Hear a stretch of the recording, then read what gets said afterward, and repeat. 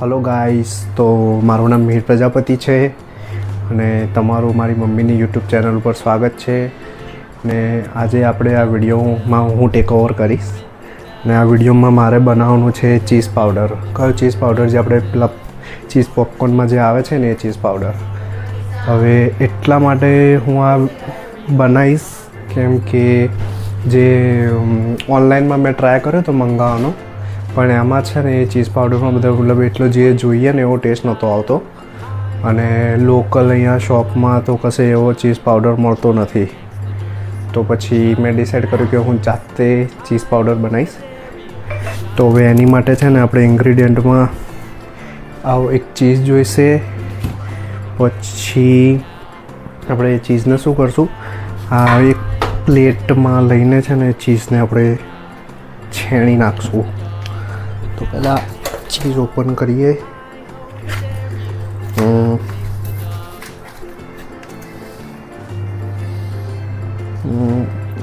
એક મિનિટ.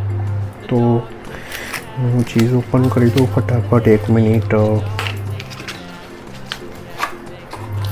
જો આ છે ને કેટલા છે, આઈ થિંક હું જ લાવ્યો છું, 200 ગ્રામ છે.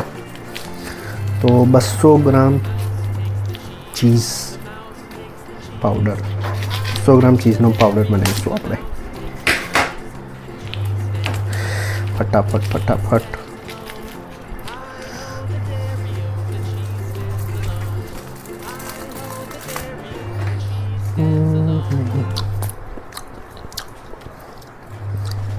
ટેસ્ટ તો સારો છે.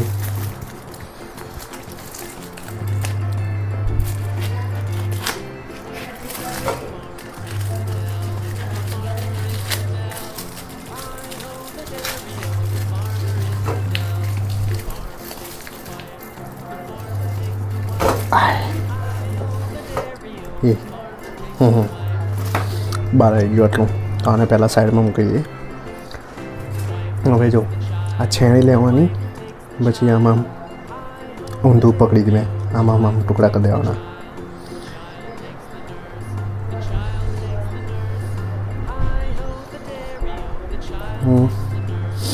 કપા કપ કરી જ દેવાના છે આપણે.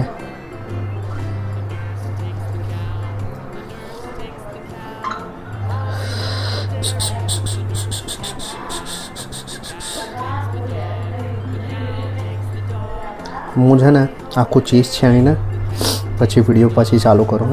ત્યાં સુધી વેઇટ કરજો. તો ગાઈસીસ, હવે તમે જોઈ શકો છો કે આપણે ઓલમોસ્ટ બધું ચીઝ જે છે ને એ છેણી દીધું છે. બરાબર. એટલે જો આવી રીતનું આપણું ચીઝ થઈ ગયું છે, મસ્ત ટુકડા. તો હવે નેક્સ્ટ સ્ટેપમાં આપણે એવું કરશું કે તવી લઈને એની ઉપર હવે નેક્સ્ટ પ્રોસેસ કરશું ગાઈસ. તો નેક્સ્ટ પ્રોસેસમાં આપણે એક કામ કરીએ, પહેલાં ગેસ જ તવી મૂકી દઈએ. બરાબર. આ તવી મૂકી દીધી. હવે તવીની ઉપર થોડો આપણે લોટ પાથરી દેવાનો છે. એટલે છે ને થોડું આપણું જે ચીઝ જ્યારે ગરમ થાય ને તો ચોટે ના. બરાબર. તો આવી રીતના રાખીને પછી આમાં આખો મસાજ કરી દેવાની. એટલે એકદમ આખું કાઇન્ડ ઓફ લેયર જેવું બની જશે. બરાબર. આ થઈ ગયું છે. પછી હું હાથ ધોઈ દઉં. ઓકે, ધોઈ દીધા. હવે ચીઝને આ જો આ રહ્યું આપણું ચીઝ. હવે આપણે ચીઝ નાખશું આની ઉપર. આમ નાખવાનું. થોડું છૂટું રાખવાનું એટલે મજા આવે.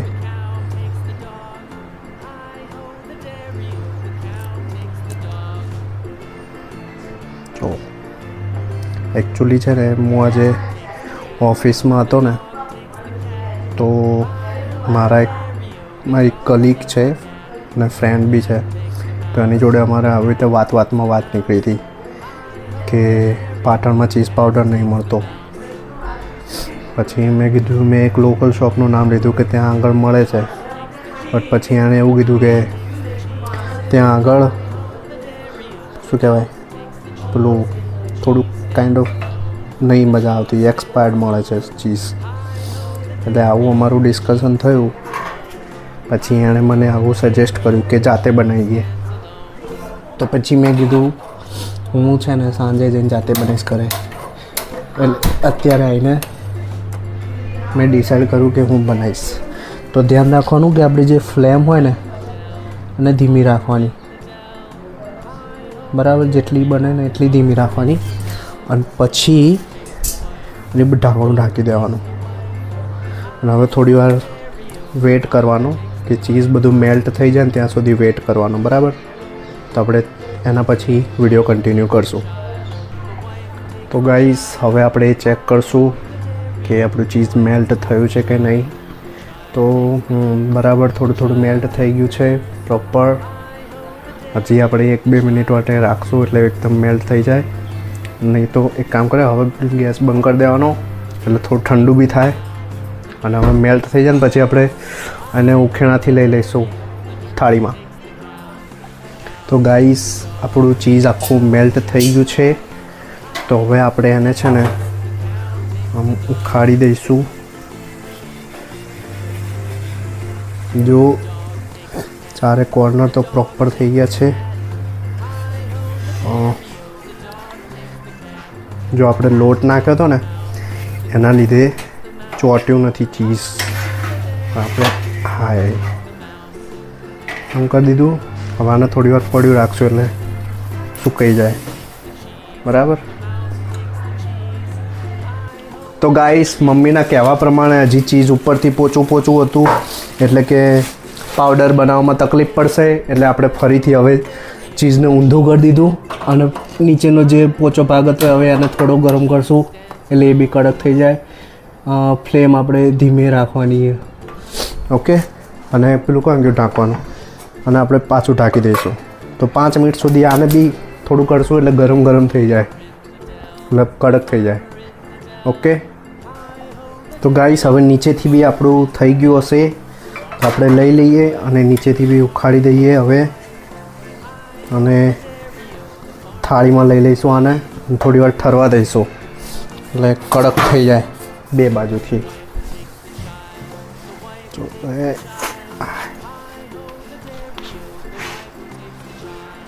થઈ ગયું છે આમ તો બી, મતલબ થઈ ગયું છે. ચીઝ થોડું ચોટ્યું છે એ બી આપણે લઈ લઈશું. અને હવે આ થોડી વાર ઠરવા દઈશું. પછી આપણે આનો ટુકડા કરીને મિક્સચરમાં ગ્રાઇન્ડ કરી દઈશું, ઓકે. તો ગાઈસ, તમે હવે જોઈ શકો છો કે આપણું જે ચીઝ હતું એ સુકાઈ ચૂક્યું છે. તો હવે આપણે એને આવી રીતે ટુકડા કરી દઈશું અને ફટાફટ ટુકડા કરી દઈએ. નાના ટુકડા કરવાના, આમ એટલે ગ્રાઇન્ડ થાય વ્યવસ્થિત.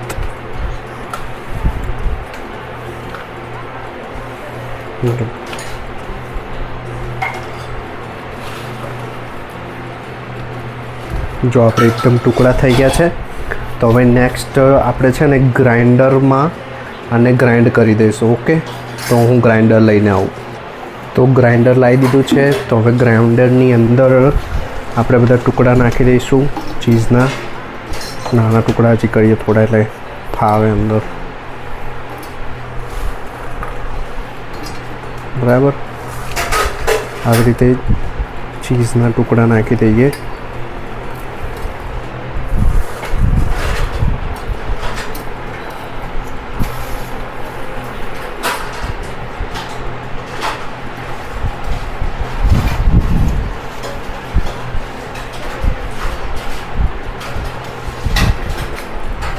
નાખી દીધા આપણે ચીઝના ટુકડા. હવે આપણે છે ને 1 મિનિટ થોડી અંદર આ પીસેલી ખાંડ છે તો આ ખાંડનો પાવડર નાખીશું. એક મિનિટ. મમ્મી આ ખાંડ છે ને?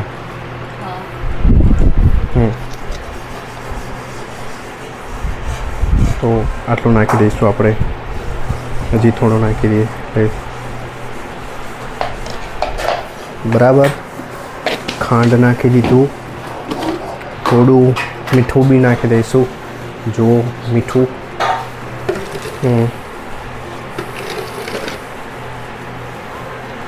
મીઠું નાખી દીધું આપણે. બરાબર, હવે છે ને આ મેગી મસાલો છે, ઓપ્શનલ છે, તમારે એડ કરવો હોય તો એડ કરી શકો. મેગી મસાલાની જગ્યાએ તમારે શું કહેવાય, ચાટ મસાલો એડ કરવો હોય તો ચાટ મસાલો બી તમે એડ કરી શકો છો. તો હું મેગી મસાલો નાખીશ.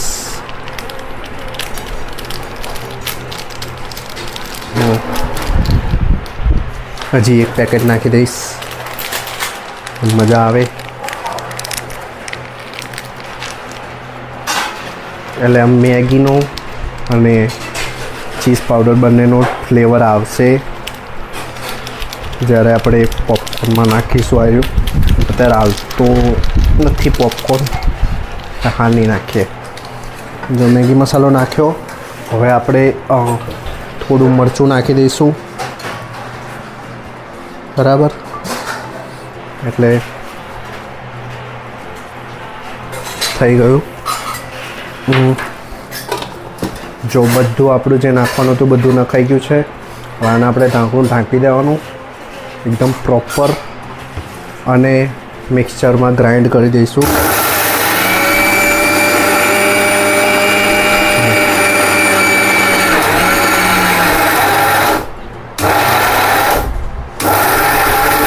આવી રીતે ગ્રાઇન્ડ કરશું આપણે અને પછી લાસ્ટમાં આનો પાવડર રેડી થશે. તો હું ગ્રાઇન્ડ કરું થોડી વાર.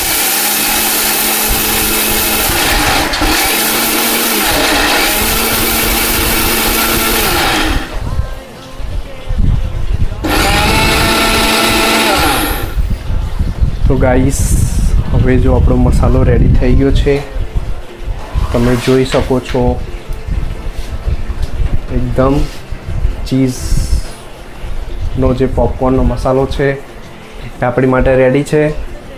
તો હવે આપણે એને છે ને એક બોક્સ ડબ્બીમાં ભરી દઈશું. તો હવે આપણે એ ચીઝના મસાલાને આવી રીતે સ્ટોર કરી દઈશું એક ડબ્બામાં.